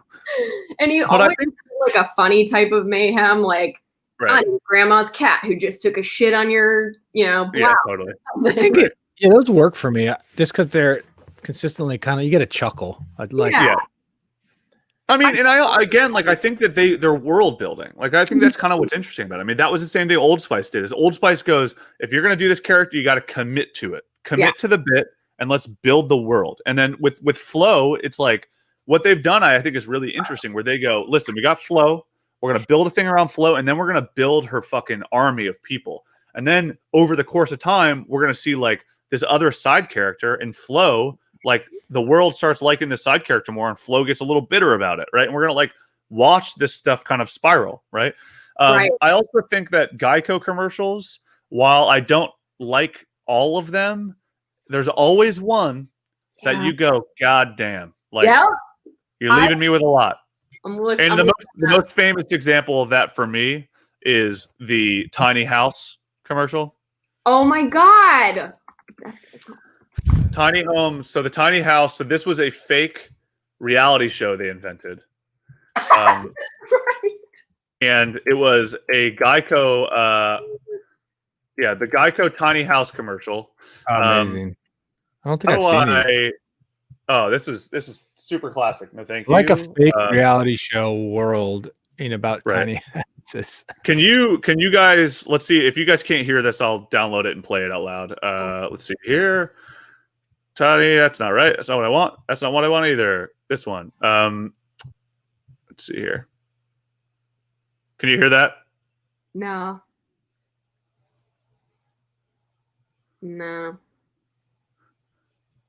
God, it's such a good one though. You see the Boom King's comment on the right? He just wrote, Lily from AT&T got on Instagram Live and was literally crying, begging people to stop sexually harassing her. I felt so bad. I don't want to laugh. I don't want to laugh at that because it is serious, and I like in the context of our previous conversation, it's funny, but I agree, it's not funny anymore. It's not funny, and I'm not sexually harassing her. I'm just saying she's adorable, and I have a crush on her. That's different than saying like, show us your tits, Lily. That's not what I'm saying. You're saying like crushy crush. Yeah, of course. I have a crush. You guys have crushes on Flo, right? Like you just said that. I have a crush on Flo. You have a crush on the Mayhem guy. We already went through this. But I remember this moment, by the way, on the Lily thing. And it was like very sad, but it was like just the way it was happening was like peak internet, where it was like Flo was on, like, or Lily was like doing her thing, and then she was like, "Okay, guys, for the last time, I don't like being referred to as Mrs. Juggle Tits. So, like, can you stop saying?" Like, it was like that kind of tone where it was just like, "Oh God, the internet is just so funny and brutal." Yeah. Boom King knows you weren't. Boom King knows. What's that? Oh, this is so. There we go. So I didn't say you were. I've listened to you guys enough to know that you're not the type of people. Hell yeah, Boom King. We're not that kind of people. But this is literally like people were saying in the comments, big milk trucks coming through and stuff like that. Which again is like, you look at it, you go, guys. Does she have huge cans or something? I didn't.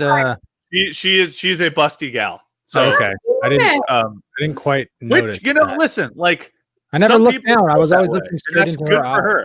Yeah, you were looking for the branding. You were paying. You were like looking at that AT&T brand. You're like, oh, that's. I feel like she's never quite sexed up. She's not like she's in like a button or something shirt and trousers. Yeah, exactly. I mean, she's not dressed in an attractive way, but she's just an attractive woman, and people on the internet are both harsh and idiots. So when I walk into an AT&T store too, I get asexual pretty quickly. I think probably out of anger. Yeah. You walk in, not a lot. You know, and to be honest, maybe that's a good ad. You get somebody sexy for AT&T. You walk in and be like, I feel weird. I feel different right now. Yeah. Like, oh, there's that huge poster of that, like, Kate Upton is their new lady, and she's holding a Carl's Jr. burger with her fucking tits out. I want to buy a phone like that. You know, that's kind of how it works. So glad. Also, this is quickly becoming a whole. So Casey Knight, bless that boy's heart. There's a whole sub dedicated to the AT&T girl, which you know what? I'm not gonna go there right now. I don't trust Reddit, and I don't think that that's going to be wholesome. So I think there's going to be some deep fakes and some photoshopping going on. But, you know, that's also, I will say, that's another interesting thing about what we're talking about right now is the fact that there would even be deep fakes, which is probably true, by the way. Deep fakes of a person from a commercial is really interesting as like a dystopic, like, American thing. You know what I mean? We like think about deep fakes and you go, deep fake of Hermione Granger, like this person that everybody's a fantasy about from Hogwarts, right? But like, the fact that there'd be deepfakes of a girl from a fucking phone commercial is like such so like late stage capitalism, you know? Which kind of tight. I mean, kind of tight in like the like cyberpunk world, not tight in the like, I don't want to live on this earth anymore. Yeah. So 2021 deepfakes are what would be the result of 2021 deepfakes? Everybody's got a deep fake and nobody cares anymore. We're not gonna get rid of them. No, I think we're kind of approaching everybody just has porn of them online. And that's just our gal Delphia. Delphine! We got all the hits here today, man. All the comments are all of our number one, been with us since the gets. I really appreciate this. Last week, our comments were from "It's your dad's girlfriend that his Peloton came." Yeah, and it was great. That was fucking hilarious. But I appreciate also good content for everyone. Well, the Peloton ad, that was like a big ad last year, right? With the girl who was living in a $16 million home, who was like super gorgeous. Yeah, and working out to her husband. What's that? Wasn't the whole controversy that she looked scared and sad that her husband gave her a Peloton? Yeah. Well, yeah, her husband was really? Was that what it was? Her husband kept her locked up in that fortress of solitude up on the mountain and was making her stay ripped so he could come home and sexually abuse her. That was like essentially. Was that the plot of the ad? Really? Unofficially, I think. That was the fanfic version. I do appreciate that. That is good marketing right there, everyone. Not good marketing. But I do think it's kind of funny because people likened it to a husband getting their wife like, here's some workout tapes for Christmas. Yeah. Love you. Oh yeah, that's right. I remember that's what it was. It was a very like You should work out. hey more. honey, if you want me to still be sexually attracted to you, get a Peloton. Now that you have kids, you're a little saggy. Oh Jesus Christ. There should be an That's ad that's like, look at the pills and look at the Peloton, and look at the pills and look at the Peloton, and look at Yeah. a bottle of whiskey and look at the Peloton, look at a cake and look at the Peloton. And be like, you know what? Fuck it. And then you talk to yourself. You're like, don't be a fucking little bitch. And then you get on the Peloton and you just are like, I feel so much better. I'm glad I didn't do that. And that's, I'll be like, that's cool. That was I would nice. love that Like commercial. someone just talking shit to themselves. Be like, you fucking you little, oh, you get on that You're a thing. piece of shit. Get on that Piece of fucking shit. thing, fat Oh. piece of shit. I would love that. Commercial would be so much more realistic. But that is again one of the things that we got to remember is like people are not doing realistic commercials. Like if there was a commercial that came out that was just like it was for like an airline and you're just like yeah, I don't know, you're gonna buy whatever's cheapest. So I don't know, like we're like usually $1 cheaper than everybody else. Like I'd be like, Oh, cool, all right, yeah, that sounds good enough. sounds real. Yeah. But instead it's like fly over the Arabian wilderness, you know, and you will see yourself. And I'm just like, what? Like, Yeah. what are you talking about? Discover you. No, You'll it's not how it finally works. I mean, become a yeah, woman. You're like, what? and I also love, I mean, that's where you start getting into like, we're talking specifically about commercials, of course. Like commercials are their own very specific vibe. And, you know, again, like I still think about Tiny House all the time. Like the Geico commercial for Tiny House, which I'll play at the end of this episode. But, you know, Tiny House was one of those commercials that I was just like, wow, like you've introduced a thought into my head that I didn't know. And, you know, Geico's really good at that, where they're just like, hey, here's a thing that's like you've never really thought about Geico, right? Which is kind of a like fun, a weird like fun tactic, you know. But I will say one thing about again, the yeah, Geico very ad. different I mean, than other stuff. I've been counting and I've seen 1,200,075 Geico ads in my life. Right. And I've never had Geico as insurance. So Me neither. yeah, at what point do we all break and sign up for Geico? That's a great question. Because I mean the trillions of amount of dollars spent on those ads just directed at me and the amount of money that they have not gotten from me is like $1 trillion to zero at this Right. point. Yeah. I would love to know, like, how often do commercials translate into like purchases with me? Like, I know commercials, like Instagram ads, 100% of the time. Oh, I buy shit. I buy Instagram the is craziest way stuff on better. Instagram. Yeah, they've been able to dial it in because they're spying on us. But like, you get something, you're like, oh, that's fucking tight. Like, that's definitely for me. A hatchet with a lighter on the end. Right. Well, but that's very different because that Very different. actually is a really interesting tactic where you go, you know, if AT&T, here's for all of the ad execs, the marketing execs that are listening to this right now, we see you, right? You know, you But if you tune were to in, do a dude. thing- Casey Knight and Delphina actually run big cell phone, big ad. Their big cell phone. I love it. So if you were to do an ad that was just like it was an AT&T, it was like a funny AT&T ad, and it was just like they were selling you random shit on Instagram, and it was just like, hey, this is like it's an AT&T ad, but it's like you can get a fucking hatchet with a lighter on the end of it that just says AT&T, and then it like comes and you get like a. You know what I mean? Like I would be like, that's funny. Chop it and spark it, dude. Like you're paying attention to the behaviors of modern advertising. Yeah. Very funny, right? Like that makes sense. You know what I mean? But like right now, it's just like fly over the Arabian wilderness. Like, and then you're just like, ah, yeah. Like this rain is bananas. Yeah. Huh? I You're like, shut the fuck up, Lexus.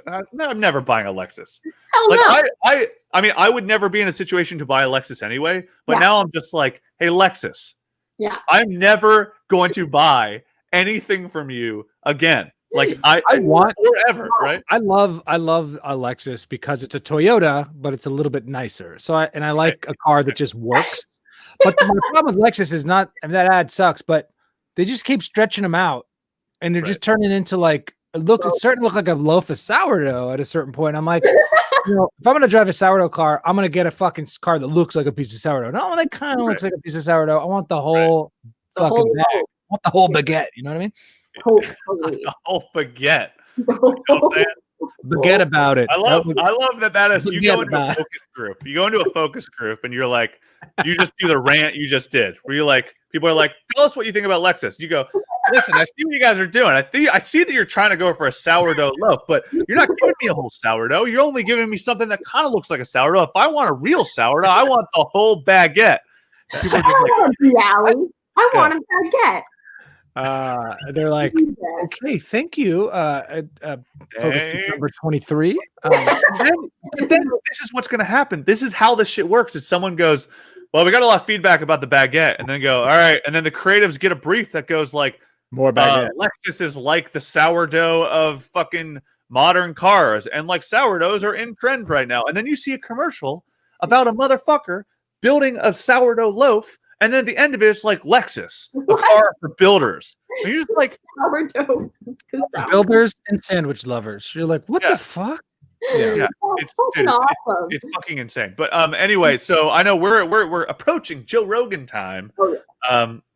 So we probably need to wrap this up. But listen, I'm gonna end with a couple statements. I'm gonna end with one. Lily, you're a beautiful woman.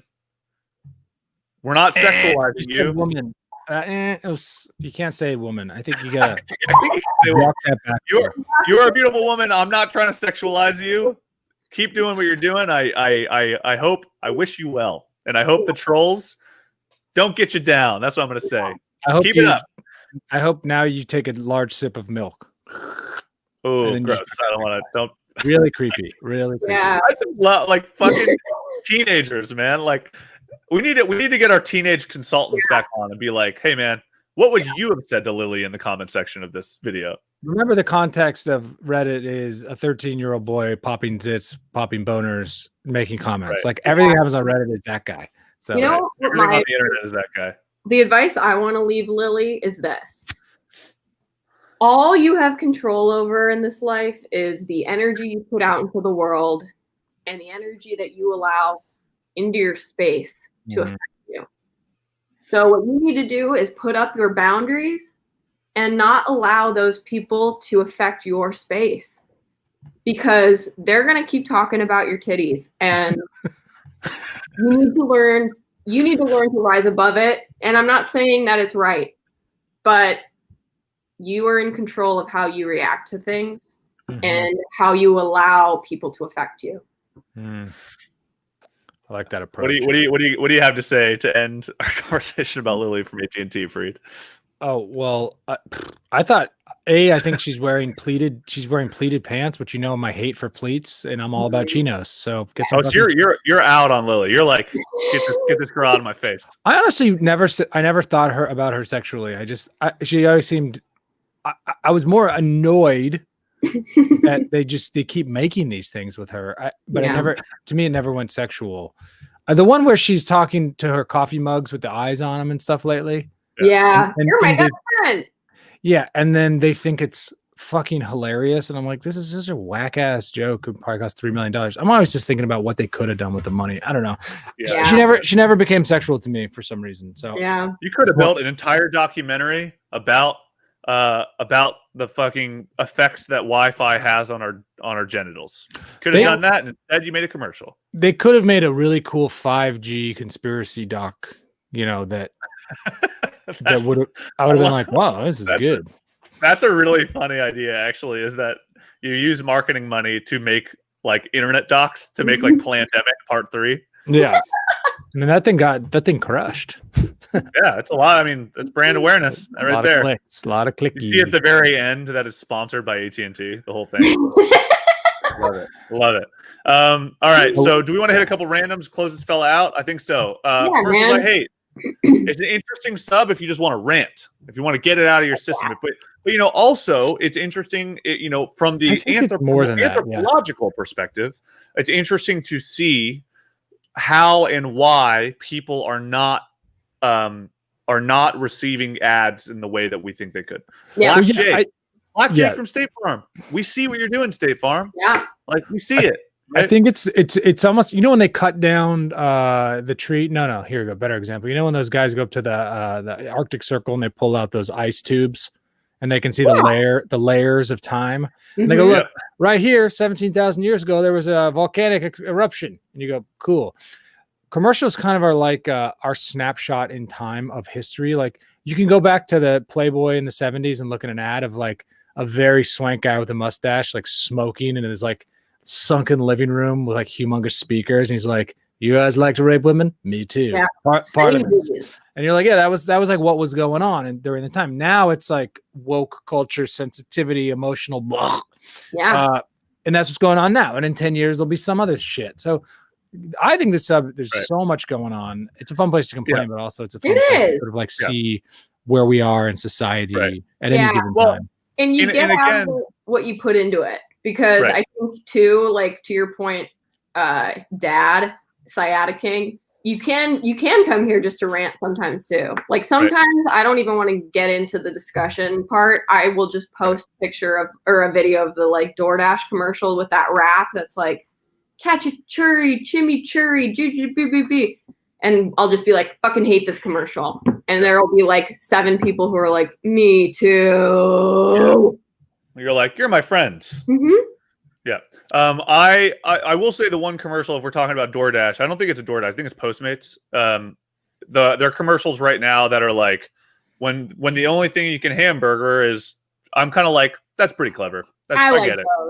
Those are pretty good. Pretty good writing, you know. Oh, when the person's only thinking about the food, those are they are good because you get tricked every time a little bit, and you're like, I'm getting tricked, and I know it, and I like it. Yeah, it's just like it's a good plot line. But just throw that out to Alexis if anybody wants a couple of hot scripts about a car that is actually a sourdough loaf. We are avails. If you want sourdough specific scripts for cars, that's something we and only we can do for you. So and if you have edits, fuck off. Fuck right off. Yeah. Our take is always fuck off to your notes. We are the kings here. Fuck off to your notes. We will. All right. So a couple randoms to close this fella out. Petty revenge, which I feel like this is like right up your alley, Freed. I feel like you're the kind of person who like seeks the opportunity to commit petty revenge. I love it. I like revenge that doesn't affect anybody. That's my kind of revenge. Yeah. I mean, there's a few. I just saw the word "run over the curb" and I thought it said "run over the crab," so I'm just going to read this one.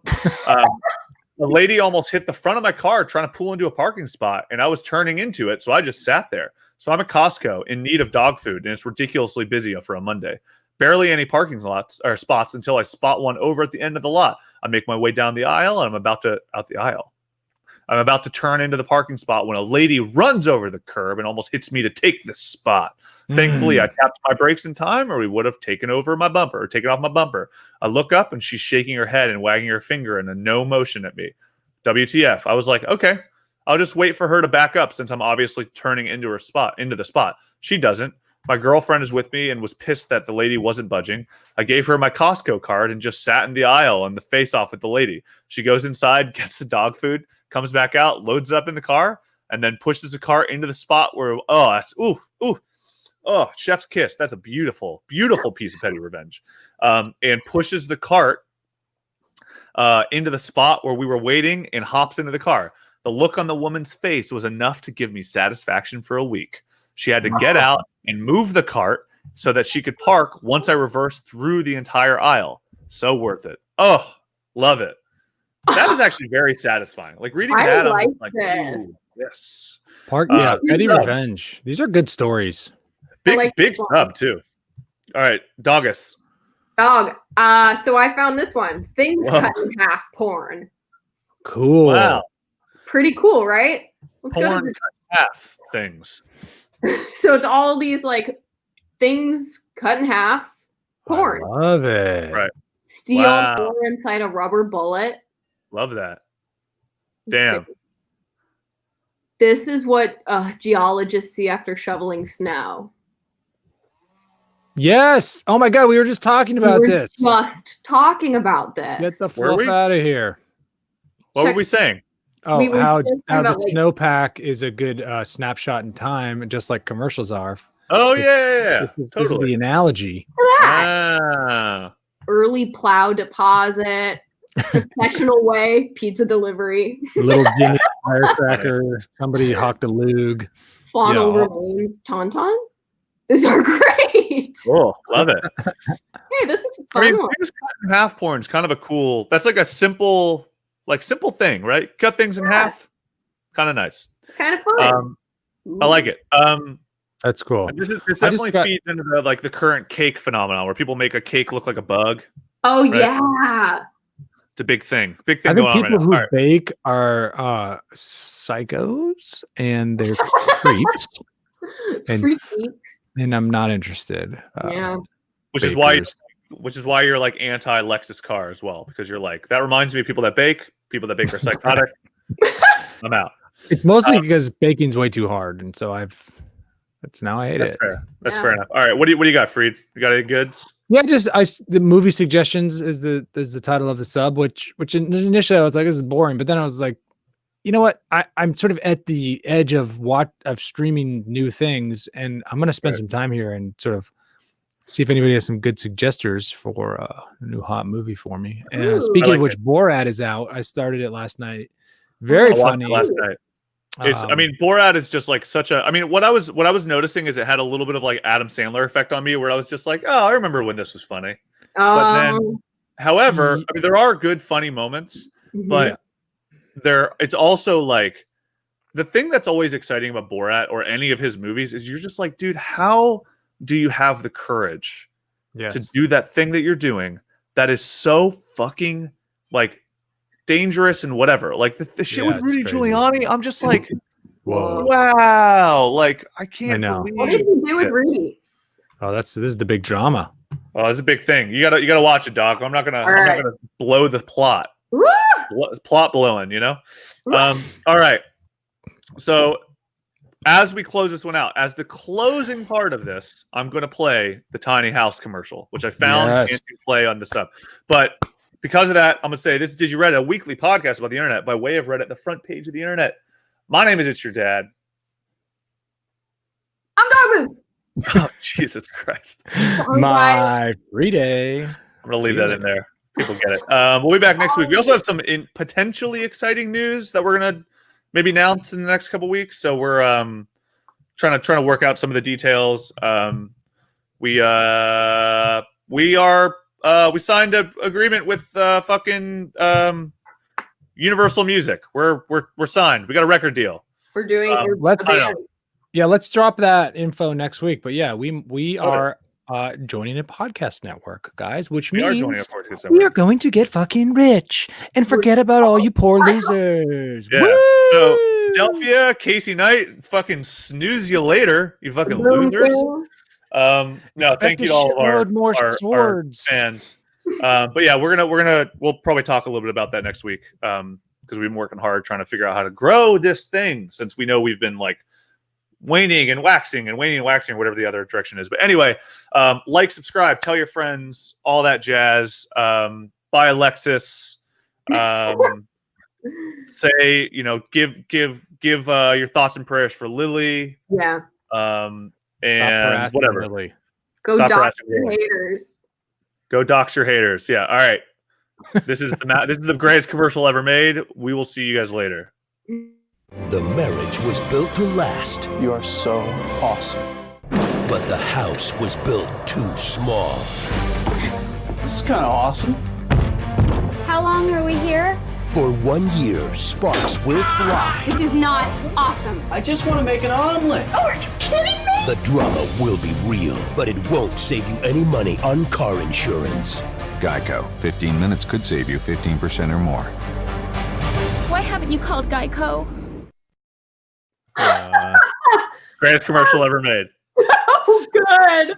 It feels like a nod to what it's like to live in coronavirus with the same people. It almost feels more coronavirus-y now. I know. I love it. All right. See you guys later. Bye.